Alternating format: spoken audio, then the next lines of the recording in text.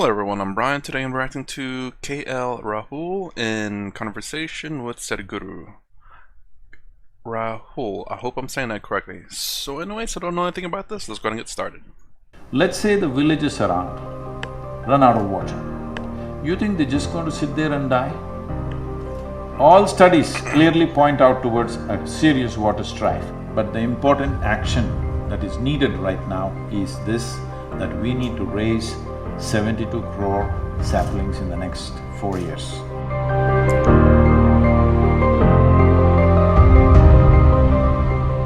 We are very happy to announce that the Karnataka Premier League, KPL, will be partnering with Rally for Rivers, Kaveri Calling, and will make this movement as their social cause partner during this KPL season. And now, to introduce today's speakers, KL Rahul, one of the most favorite cricketers from this city. He began his test debut, or did his test debut, in 2014 in Australia. He's a wicketkeeper cum batsman, as you know, and currently plays for Kings 11 Punjab in the IPL League. And he has many firsts to his credit.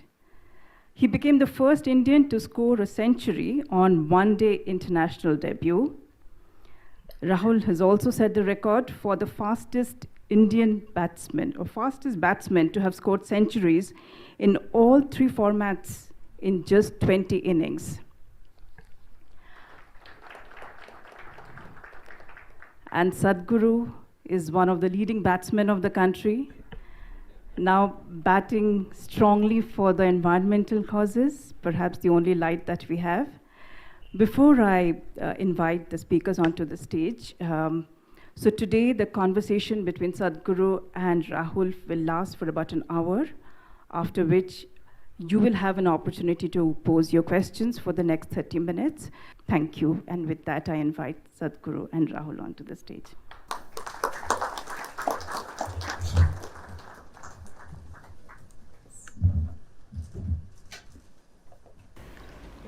Namaskaram, and because she said I'm some kind of a batsman, don't bowl a googly to me, huh? I'm not. I haven't played cricket in ages. I've never bowled, yeah, bowled safe. So the balls that I miss anyway you catch. Good evening, ladies and gentlemen.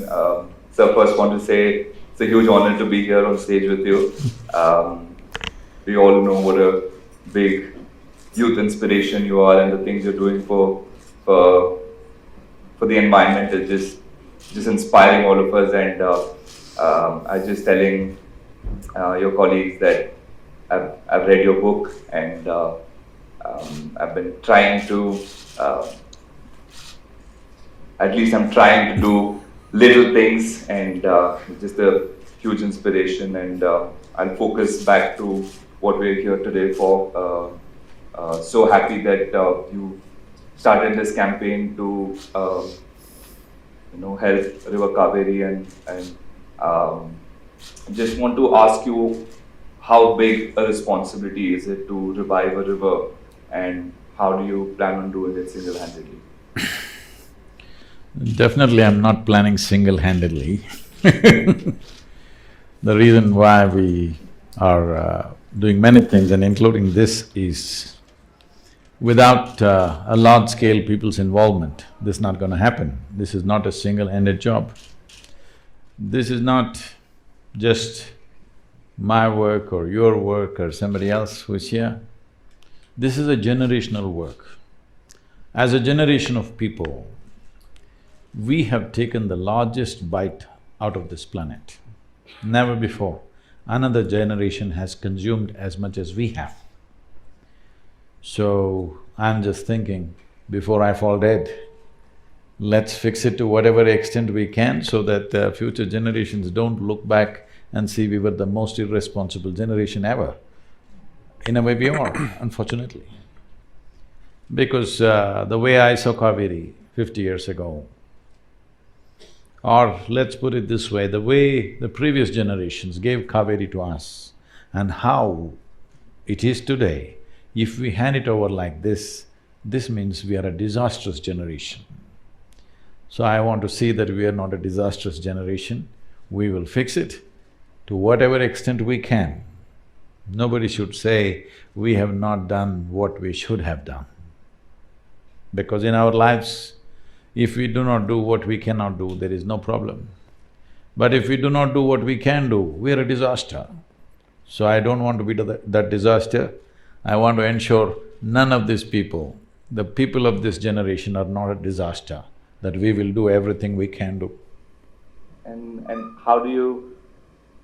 what do you think is responsible for all of this that is happening, and what is your advice to youngsters like us? Or I remember I was in UK for 2 months and I didn't know that there was a water problem, and I came home 3-4 days ago and my sister told me that… she told me, don't use the shower, use the bucket of water. You know, so many of us are unaware of situations, and can you throw some light on how this has happened and what we can do?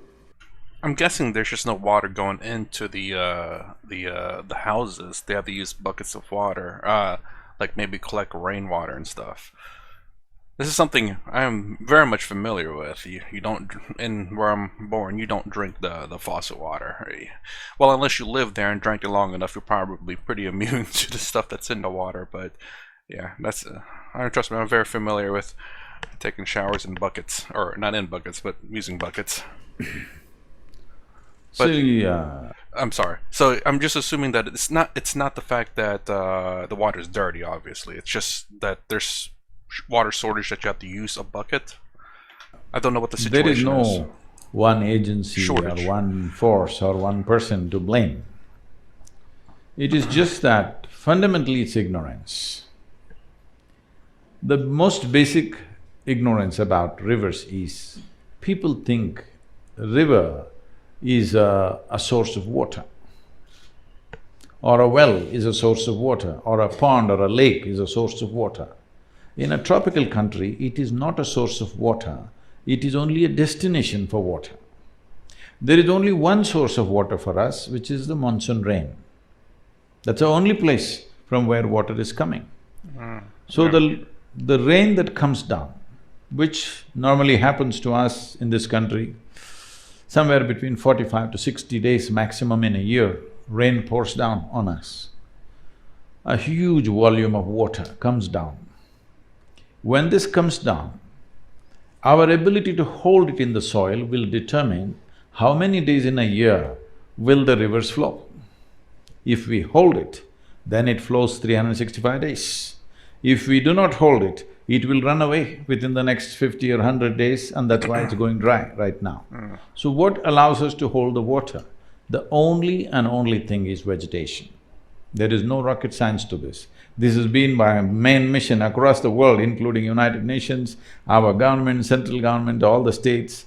We convince them, you cannot hold water in a dam, check dam, barrage, all these things. These are all okay for usage, but you cannot really enhance water like this. The only way you can hold it is by vegetation. Real quick, there was a storm that happened in New Orleans, Louisiana. Louisiana is the state, New Orleans is the city, it's the capital, I do believe, the state. It was very fascinating because what he's talking about is very relevant to that. And New Orleans is quite a large population. It's been growing, and New Orleans is like a couple of feet under sea level. But they built up these barrages, or this what do you call those things? I forgot what they call them, but just basically land masses ahead of New Orleans. That way, it can absorb some of the waves. But the problem is the vegetation is dying. So, if I remember correctly, the vegetation is dying there. That's the reason why the soil is not being held together anymore. And it's very interesting, and they're having issues with flooding and whatnot, or at least in terms of like hurricanes and things. It's kind of interesting. They have people that go out there and survey these land barriers or water barriers of islands, and it's just slowly eroding because I think the vegetation was the problem. When I say vegetation, or let's say forest, the possibility of increasing the forest cover is impossible in India. We are 1.3 billion people. It's estimated by 2030 we will be 1.5 billion people. So there is too much pressure on the land. There is no way to increase the forest cover. The only other way is to go for agroforestry, that we use forests as a livelihood for ourselves. We grow forests for wealth, we grow forests for economic reasons. When I say we grow forests for economic reasons, right now in the world, the timber market in the world is over $300 billion. Are we sending any timber to any part of the world? No. But we are importing nearly 70,000 crores worth of timber. And we are importing about 1.2 lakh crores worth of timber products. So nearly 2 lakh crores worth of foreign exchange is going out. Even the timber we are getting is largely not certified. That means somewhere somebody is cutting forests. This one thing we must understand, wherever they cut it, it's going to hurt us. Doesn't matter whether they cut it in South America or Africa, wherever they cut it, in some way it is hurting us. It may not hurt us tomorrow morning, but it will hurt us after a few years. So, one thing is, it is a great economic plan for our farmers, because our farm situation is such. In Karnataka, 71% of the farmers are in distress loans. In Tamil Nadu, 82% of the farmers are in distress loans. What a distress loan means is, the person who has taken the loan has simply no means to pay back. Okay. I just like the fact that every time I have a confused look, like, what is that? He goes, like, and what that means, like, oh, okay, he's reading my mind clearly through the video. Yeah, so he's kind of figured distressed. It is like if you're earning 10 rupees, you took 2 rupees loan and we see that you can pay back. You're earning 10 rupees, but you have taken a 100 rupee loan, we know that there is no way for you to pay back. And interest is multiplying. So the only thing he can do is default, or run away, or sell the land, or hang from a tree. This is a tragic condition in the country, where in the He's joking about the hanging on a tree part, right? last 15 years, I mean, he didn't laugh, so that sounds quite serious. Like, maybe it has happened, or may happen occasionally, which is kind of strange. over 300,000 farmers have committed suicide, 300,000. Okay, that's The different. 4 wars that India has had, 3 with Pakistan and 1 with China, 300,000 people did not die on both the sides put together. Our soldiers and the enemy soldiers put together, 300,000 did not happen. But that's the number of farmers who have died in the last 10 to 15 years' time. So, this could escalate big time, or total breakdown of social and economic situations can happen, because 65 to 70% of the population in this particular trade called agriculture. And there is no scale to agriculture because land holdings are so small. So we have converted nearly 70,000 farmers in Tamil Nadu. Every year we are adding a few hundred farmers converting into agroforestry. We could go like this, but it would just take maybe another 2 to 3 generations before we achieve what we want to achieve. So right now, Kaveri Culling is an effort where I want to crush the time. In 12 years' time, we can do this if the necessary economic incentives come from the government.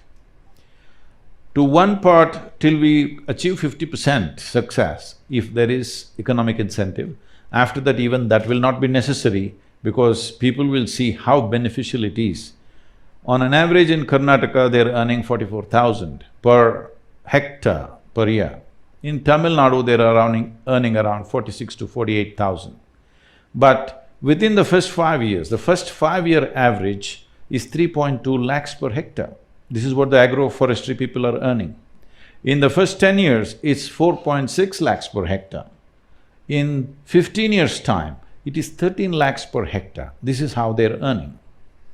If once every farmer sees that this is the kind of benefit he has, even a part of his land, if he goes in for agroforestry, he will not need any kind of bank loans. When we come to bank loan, we must understand, well, you're a young man, you have not seen these things. When we were young, in 1969, when Government of India nationalized all the banks. You come from Mangalore or… Yeah. Yes. So, a lot of banks started from Mangalore, Canara Bank, Syndicate Bank, what is the other one? Vijaya Bank, all these. All these things were nationalized. What… nationalization is a nice word. What it is, we just took all your wealth without any compensation. You understand? You're running a bank, that means you had a few thousand crores, but we just took it, the nation. Such a cruel act we did because we wanted to ensure that the rural populations have access to banking. And it made a huge difference, it's been a revolution in the country.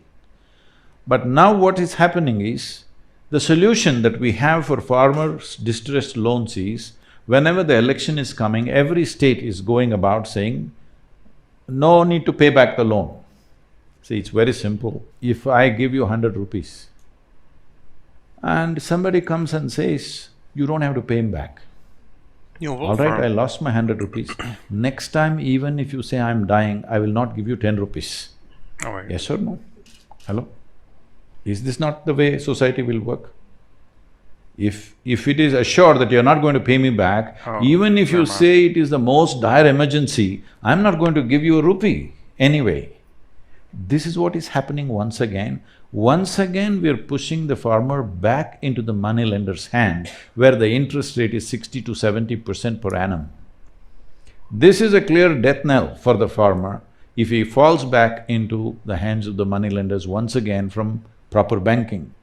This whole revolution of nationalization of banks and making rural economies to be flush with banking money is being destroyed right now. But if agroforestry comes in with a little bit of support from the government, the farmer need not go to the bank, he will have enough money. And this is not a new idea or a concept.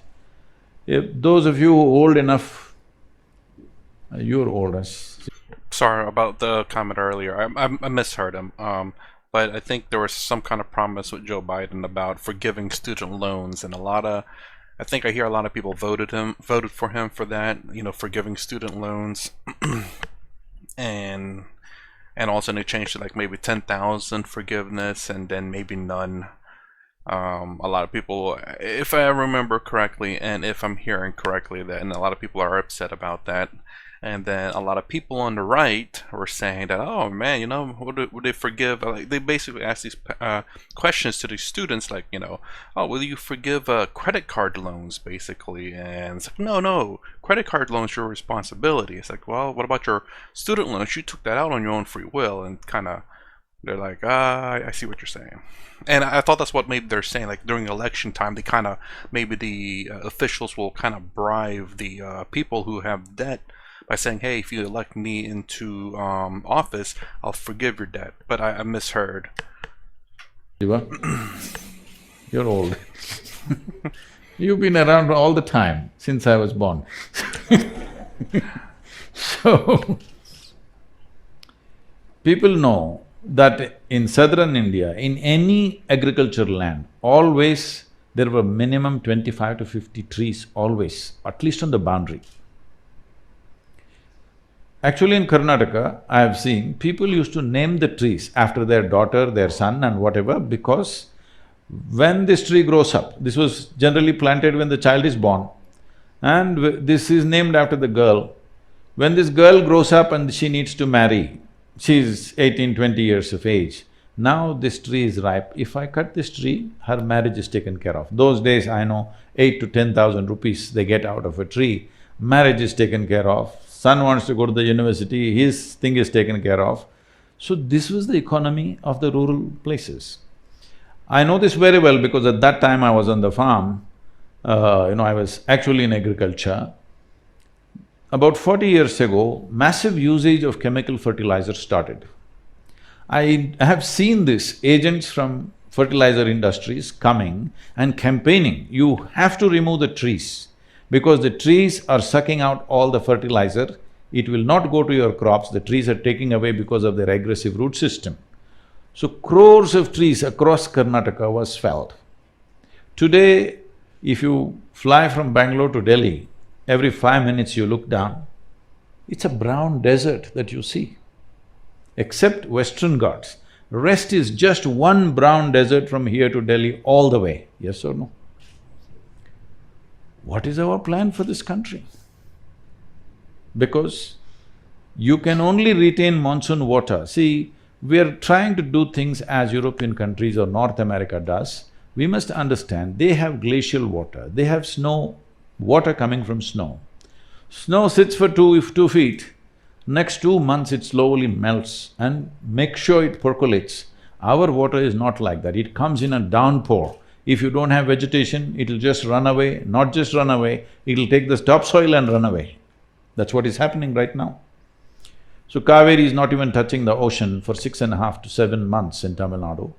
So Tamil Nadu people are thinking, Karnataka people are drinking up too much water. Yes, they think Kannada people are drinking too much water, they want to fight with you. They have to come upstream and see. Here also there is no water. So I was just talking to the Tamil farmers, I said, yes, this fight is… Sadhguru, you must tell them to release water. I said, all this fight is fine, and just wait for another 20 years. There will be no fight because there will be no Kaveri in Tamil Nadu. Yes, that's where it's going. On an average, where the Kaveri goes dry, what point it goes dry, on an average, it's withdrawing 3 to 8 kilometers per year. That means, right now, it's about 400 plus kilometers in Tamil Nadu, the Kaveri is running. Probably in another 40 years or 50 years, it will not even enter Tamil Nadu. That's how serious it is. So,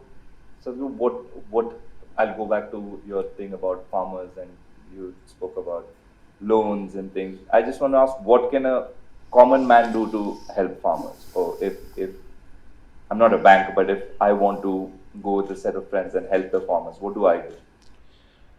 So right now, to assist the farmer to shift to agroforestry, there are a few things to happen. One thing is the saplings, large-scale development of saplings. We are looking at, in 12 years, to plant 242 crore trees, that is 2.42 billion trees. If we want to do something so massive, it needs a very organized effort and it needs a certain agility, which normally, I'm not trying to criticize anybody, but normally the state governments don't have such an agile machinery to act. So I'm sorry. It's kind of funny how it's just it seems there's so many oddly common things that I figured maybe it's just America that's having this issue, but it seems like it's happening in other governments as well, how government's just so slow to act because there's so much red tape. That's what a lot of people argue about in the States to a degree, that, you know, government has to make sure this, that, this, and that, and this, it's fine, which is, you know, great and all, but whenever things needs to be done now, we don't have time for all these red tapes to go through. We don't have time to go through all these red tapes. It's going to be too late by the time the government acts upon it. And that's where private companies generally tend to act quicker. But haste makes waste sometimes. But at the same time, sometimes you do need to hasten the act, and just government's way too slow. in Tamil Nadu, we have about 32 nurseries spread across Tamil Nadu. So we've planted over 35 million trees in the last 18 years, all on our own steam. That is, no government help, no nothing, just as a movement, people's movement. Now this needs to scale up big time, so we have clear-cut plans how to multiply this. Today there's tissue culture, we have all the technologies, everything, you know, we've assimilated all these things properly. Now to act, we are looking at taking in all the aspects. It costs about 42 rupees per sapling. In the first phase of 4 years, we need to plant 72 crore trees. If you can campaign a little bit on your bat if you can have Kaveri calling 42 rupees. Every run you score, you tell your fans to plant one tree. I'll do that. Whatever I'm saying, whichever way you think is appropriate. Like this, everybody must do what they can. As a sports person, you do what you can, as whoever. I'm saying even if you're a beggar on the street, you still can plant one tree a year at least. Isn't it? 42 rupees? Even a beggar can do it. So, it is not a question of resource, it's a question of how concerned we are. So this is only one part of it. We raise the saplings. It takes 18 to 24 months to get the saplings to planting stage. So we want to start now, it's been just launched yesterday, we will move. In September, we're doing the rally, riding about 14 to 1500 kilometers and having about 865 events have been planned along the way. We're a little crazy about these things, how So, this is one part. The next part is to put enough pressure on the government. We have spoken to the Jal Shakti minister, most probably he may come and flag off the event. The environment minister, important thing is to release the trees. Releasing the trees means in this country, if you grow a tree on your own land and you cut it, tomorrow you can get arrested.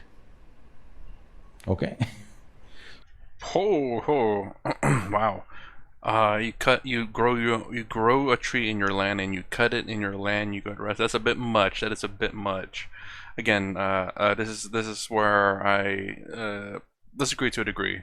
Again, private businesses, private property, you start giving government too much power to enforce their laws in your private land. It's a bit dangerous, but I do understand like certain trees that are maybe like struggling or something, they have that in the United States too, which makes sense.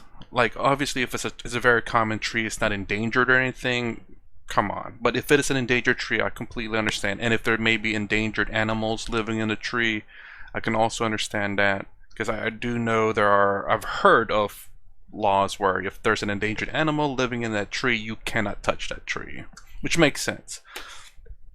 I mean, that might be pushing a bit much on the government, but I'm not sure. It depends on how critical the situation is. So… But still. We got 18 species of trees released, that if you cut them, there is no problem. But still okay. high-value trees are not released.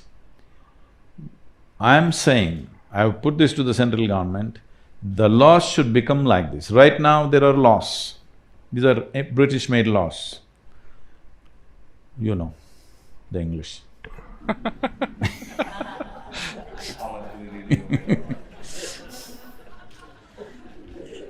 They made these laws that if you own the land, you own only the top 8 feet of soil.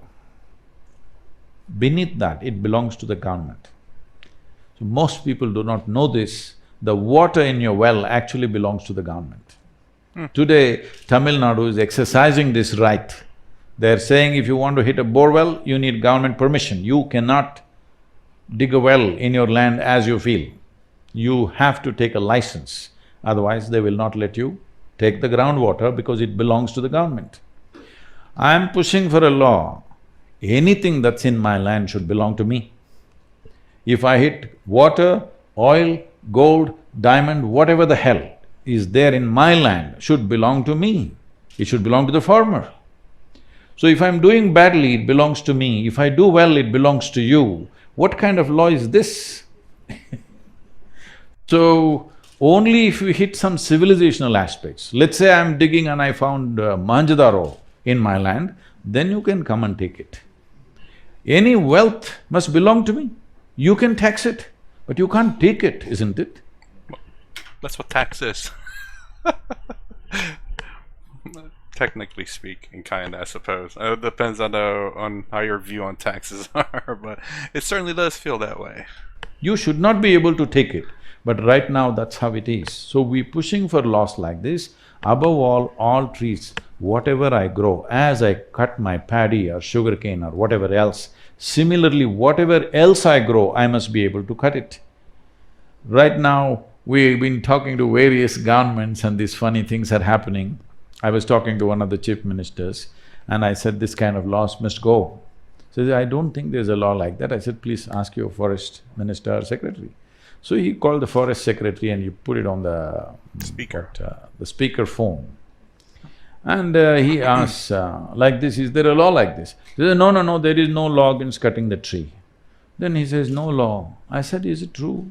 I can't cut a tree and take it, right? Ah, yes, yes, you cannot transport it. What am I supposed to do, have my own cremation in my land? I cut a tree and I cannot transport it. What is it? It's for my cremation or what? I'm storing up. I'm saying a tree is a wealth. The wealth should belong to the farmer. This is very important. So as a part of this, we are pushing for a timber board. As there is a coffee board, tea board, other things, we want people to understand that timber need not necessarily be a forest produce, it can be an agricultural produce. That's what we want to change the picture.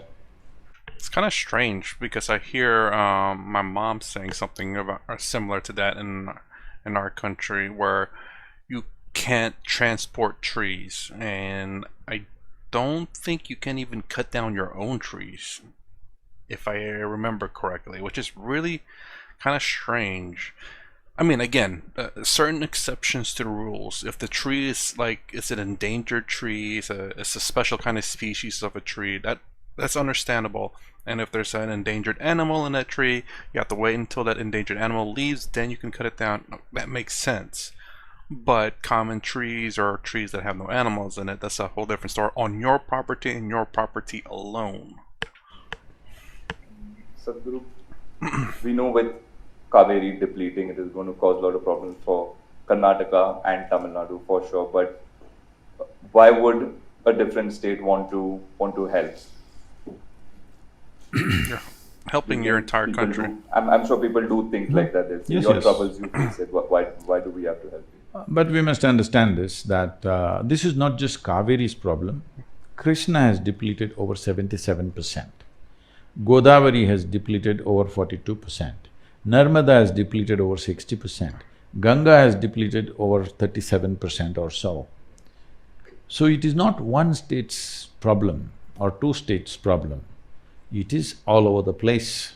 Only thing is, if we successfully demonstrate that you can turn the river around, a major river. We are doing a small river in Maharashtra, we are very confident we'll do that. It's a 54-kilometer stretch of Vagari river in Yavatmal. Yavatmal has been considered, unfortunately, as the suicide capital of this country. So this is a small space, we've taken that up as a first project, already state government is involved, very proactive state government, and 415 crore budget has been put on it. This will be so, in another 4 to 5 years, we will ensure. Even now, these 9,600 families who are in this region, we have put volunteers there, everybody has a helpline, that if there is any distress, they can call. So we will definitely stop suicide within the 6 months to 1 year, we're already on the ground. But we will turn the river around in about 6 to 8 years' time, Vagari, because it's a small river. Kaveri is a substantially large demonstration. If we do this one thing, then you can do this for every river in the country. So why start in Kaveri? You have to start somewhere. You have to prove it too. I'm assuming that he's using this as a proving ground, say, hey look, this water was going away and we revitalized the water and now it's flowing again. So this is in fact the proof that we can show the government, say, hey, our tactics work. We need to do this to all our rivers. You have to start somewhere because we always start from Kanyakumari, we're starting from Kaveri, from south. And in many ways we are attempting Kaveri because this is a population which is most conducive for something like this. Another reason is, this is a river which is flowing through just 2 states. Most of the rivers are flowing through 4, 5 states. Getting those 4, 5 states together is a much more complex affair rather than these 2. And these 2 states, right now, there is a background of water distress. I foresaw this distress almost 8 years ago, that this is going to be happening.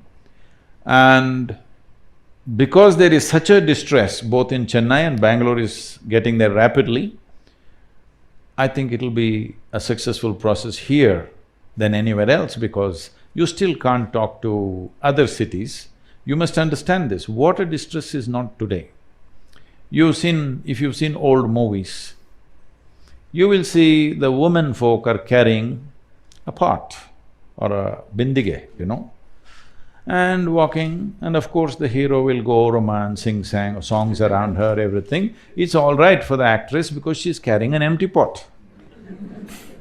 But in the village, the woman is carrying 15 kilograms on her head and walking. No song will come out of her, all right? She cannot even open her mouth because she's carrying such a huge weight. So we thought this is romantic. No, every day she spends half her life just carrying water.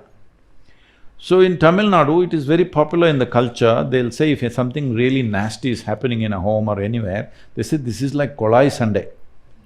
That is, they go and fight near the tap, the women. So two women are fighting, they say this is like Kolai Sunday. It's become culture. So when women were fighting, women folk have been fighting at the taps for a long time, that it's become a cultural thing. Why were they fighting? It's entertainment. They were not fighting for fun.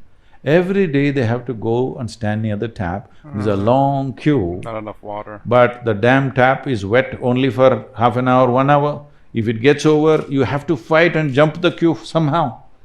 So when women were fighting, abuses were flowing endlessly.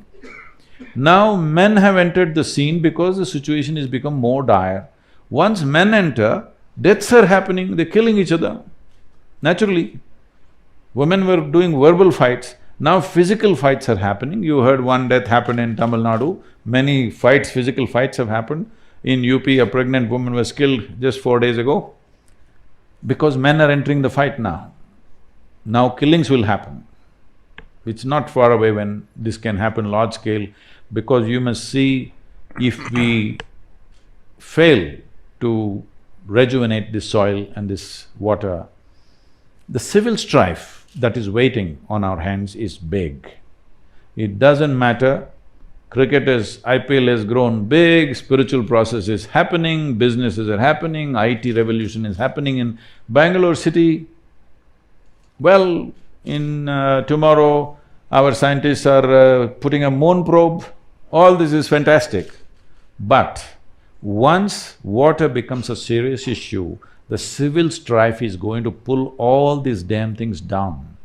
It'll put the country back 50 years within a matter of month or two, because the amount of civil strife that will happen, just imagine this. Let's say the villages around run out of water. You think they're just going to sit there and die? They will come on the streets of Bangalore city, isn't it? They will knock on your door, beg you for water. Of course you won't give because you have limited, because you're having no shower, just bucket.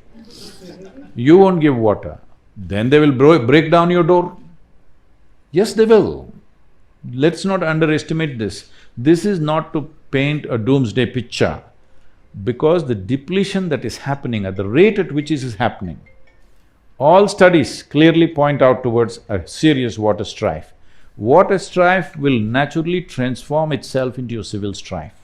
So whatever each one of us thinking are our achievements in this country, everything will become nothing when there is civil strife.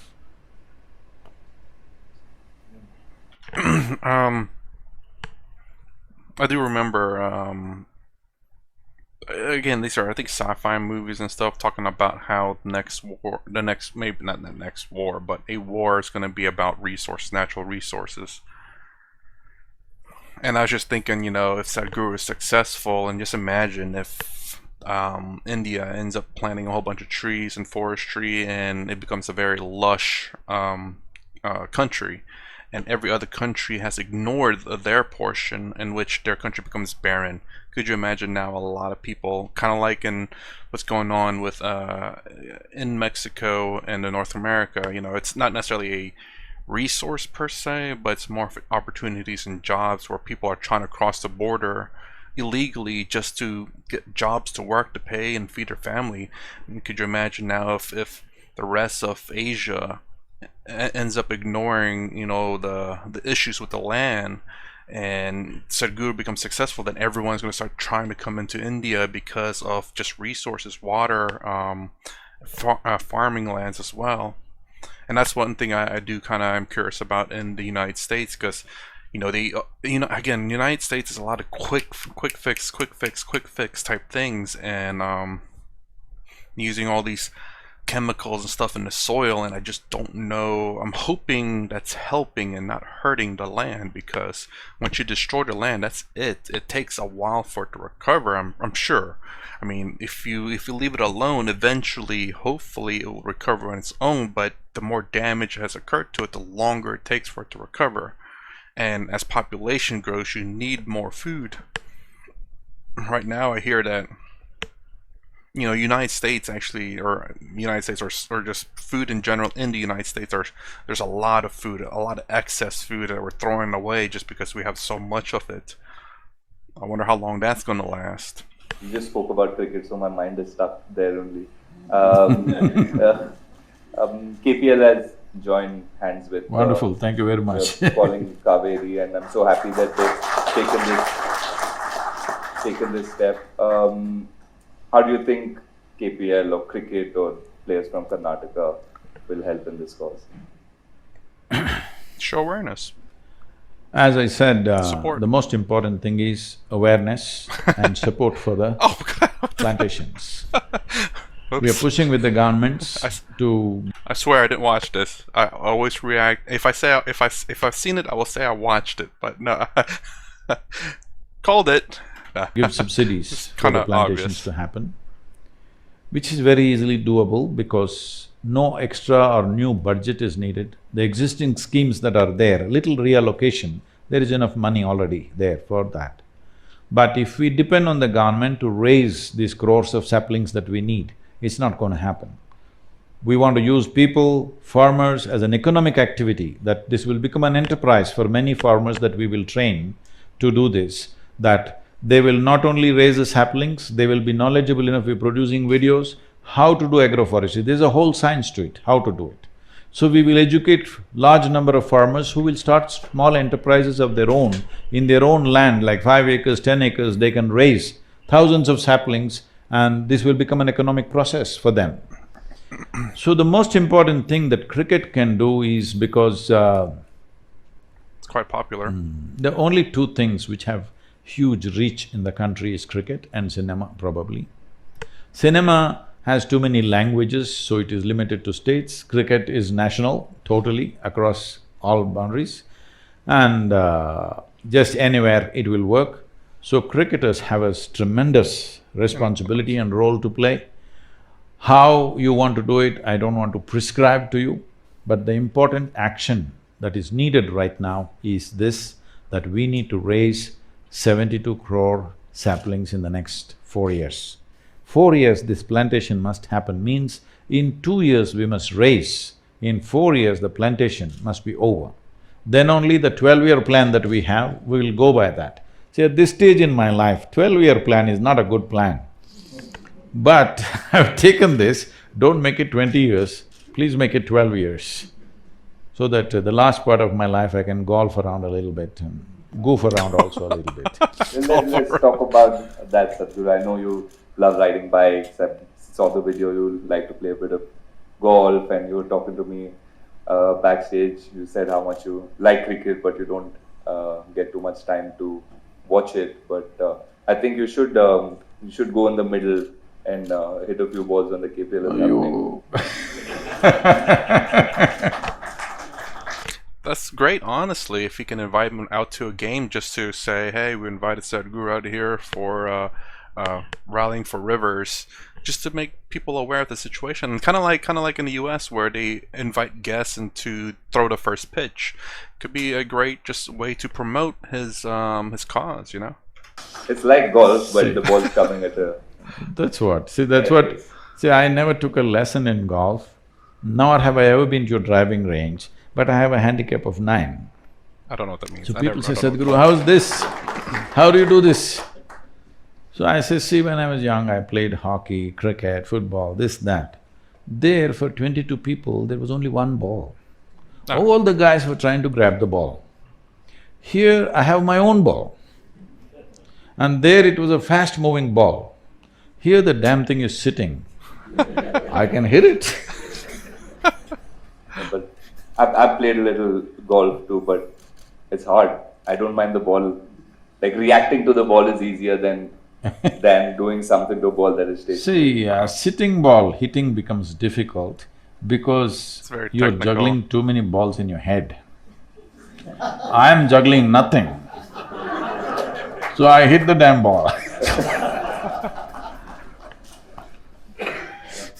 Just from a sports point of view, I'd also want to ask about mindset, and we constantly traveling, we're constantly playing, and mental fatigue, physical fatigue, emotionally we're away from family and friends, and there's a lot of things that go on in the mind. Like you said, there's a lot of balls juggling, but it does happen. What could we do to maybe keep ourselves a little bit more calmer in our heads? Why?